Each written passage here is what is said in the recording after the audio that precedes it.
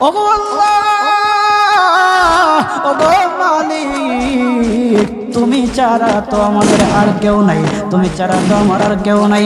আল্লাহ গো, তুমি যদি মাফ না করো কে আমাকে মাফ করবে?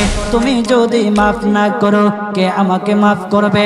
তুমি যদি আমাকে মাফ করো তাহলে তোমার কোনো দিকে কমবে না, তুমি যদি আমাকে মাফ না করো তোমার কোনো দিকে বাড়বে না।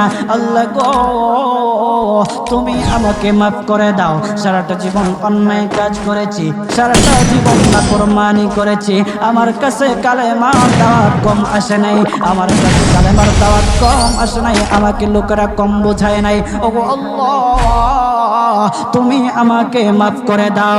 মাফ না করলে কোথায় যাব, কার কাছে যাব? বাবা যখন মারে তখন মার কাছে আশ্রয় নেওয়া যায়, মা যখন প্রহার করে তখন বাবার কাছে